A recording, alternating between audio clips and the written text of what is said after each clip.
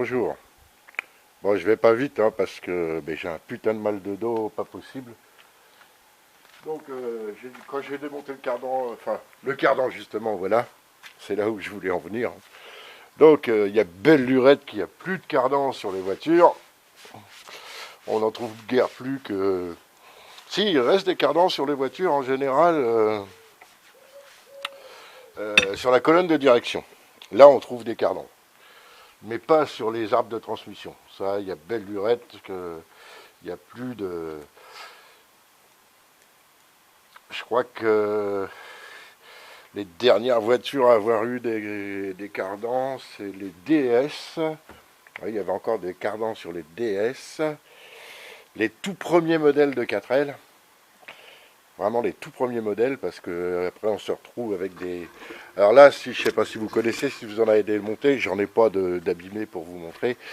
Donc là-dedans, c'est une coquille creusée de 6 rainures avec 6 billes et une espèce de cloche. Enfin, c'est des joints avec 6 billes qui permettent d'avoir un joint homocinétique, parce que c'est la vraie définition du terme, c'est un joint homocinétique qui tourne à la même vitesse.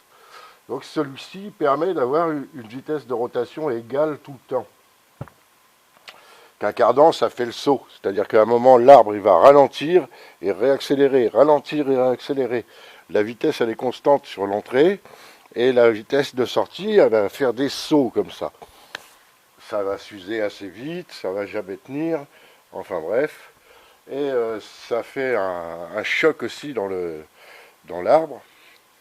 Donc c'est pour ça, quand on a voulu, si je voulais faire un arbre de transmission avec des cardans, par exemple là, si on voulait mettre des cardans, il faudrait mettre ici 2 cardans côte à côte. C'est-à-dire un premier cardan, suite à un deuxième, comme c'est monté sur les 4L et les DS justement. Là, vous avez donc 2 cardans, et là, 2 autres. Mais en plus, le problème, c'est que là, si on met 2 autres cardans, on n'a pas le changement de longueur de l'arbre. Vous voyez, parce que l'arbre, il va raccourcir et tout ça. Donc c'est pour ça qu'ici, on a un joint à billes qui a à longueur constante, qui s'appelle un joint RZEPA, R-Z-E-2-P-A, ou Lobro, L-O-B-R-O. C'est le nom de ce joint à billes. Et le deuxième joint, c'est un joint à tripode qui, lui, n'a pas de nom bien spécifique. Donc c'est 3 roulements à billes. Là, vous avez 3 rainures. Avec 3 coquilles, 3 roulements à billes, vous avez certainement vu ça démonter, enfin bref, et un ressort pour pousser. Et celui-là, le joint à billes, ça permet, le joint à tripode, ça permet d'avoir une extension, quoi. On peut raccourcir et rallonger l'arbre, voilà, avec le débattement de la suspension. Puisque le débattement de la suspension se fait sur un arc de cercle, donc la longueur de l'arbre, elle n'est pas constante. Chose que vous ne pouvez pas faire avec un cardan, c'était problématique à l'époque. Donc maintenant, on ne trouve plus des cardans que sur les colonnes de direction.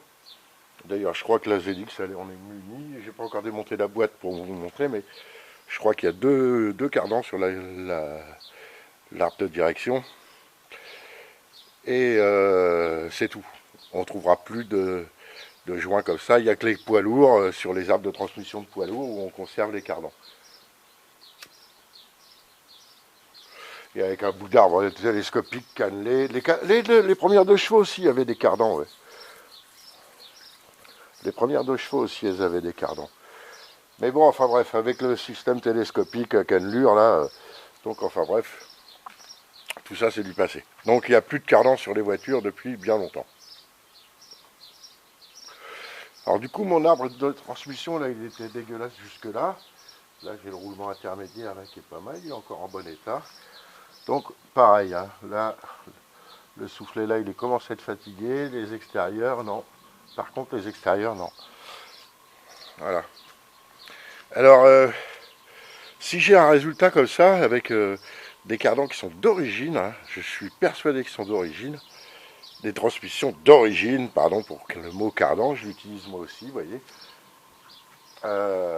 C'est parce que même si je lave pas ma carrosserie bien souvent, je nettoie au moins 2-3 fois par an, je lave les arches de roue.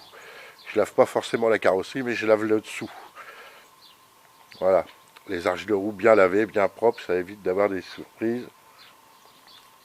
Et il y a plein de cochonneries qui traînent sur la route qui vont vous bousiller les caoutchoucs. Enfin bref. Voilà la raison pourquoi ça a tenu 500 000 bornes. Mais je vais quand même changer les deux intérieurs, quoi. Je vais voir combien ça va me coûter. Les cylindres blocs de triangle. Voilà, j'ai démonté le deuxième triangle, hein, même punition, quoi. Ça c'est. La rotule, là, elle est nickel. Même s'il y a un petit trou. Tiens, il date d'il y a longtemps le trou parce que je n'ai pas tapé au marteau pour le démonter. Voilà.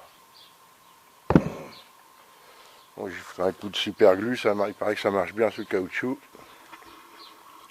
Et ça n'a pas bougé, je n'ai pas non plus cassé la tête à changer des pièces qui sont encore bonnes. Celle-là, elle est nickel. Celle-là, un peu moins. Je vais regarder quand même si j'en ai une. Mais non, il n'y a pas de jeu nulle part, il n'y a rien. Voilà. Alors maintenant, je vais vous montrer les dégâts occasionnés par l'Oculus.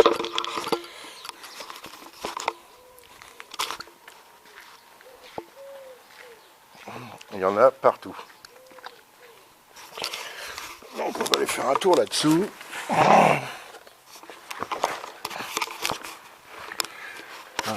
Alors le devant du moteur c'est propre à part cette durite de direction assistée là qu'il faut chier, qui se mate. Mais alors là-dessous, il y en a, mais partout. Je sais pas si on voit bien, mais c'est tout dégueulasse. C'est incroyable à quel point c'est crado. Donc, je vais poursuivre. Hein. Ça va pas non plus tergiverser 107 ans pour une malheureuse boîte de vitesse à déposer. Les joints, le joint Spilot sorti de boîte, je crois qu'il est nickel. Il va falloir que je nettoie tout ça. C'est bien craouette. Et j'aime pas quand il y a du cambouis sur ma bagnole. J'aime pas ça. Voilà.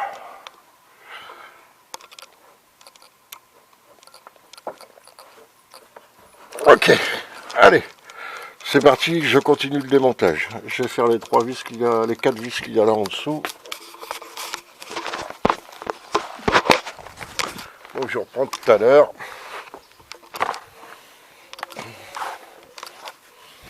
Alors une galère aussi, c'est on ne trouve plus, les équipementiers ne font plus les joints pour la pompe à vide et Citroën non plus pour les XUD. Donc ça, c'est une galère, c'est de remplacer ce putain de joint les deux joints toriques de la pompe à vide, ça va encore être un bordel. Voilà. Voilà, même le dessus de la boîte de vitesse est dégueulasse à cause du joint de couvre-culasse. Ok, et j'ai mon support de boîte de vitesse, là il serait bien à remplacer, je dois en avoir un au grenier, j'ai tout ça en rechange je crois. Ok, et la deuxième chose que je vais avoir galéré, voilà, vous voyez le jeu qu'il y a dans l'arbre d'embrayage, il y a deux coquilles en place. Il y a deux coquilles en plastique là, c'est pareil, je vais pas trouver ça. Je vais pas trouver, et puis sur les voitures, hein, déjà les olives ça va plus trop à la casse, on n'en voit plus dans les casses.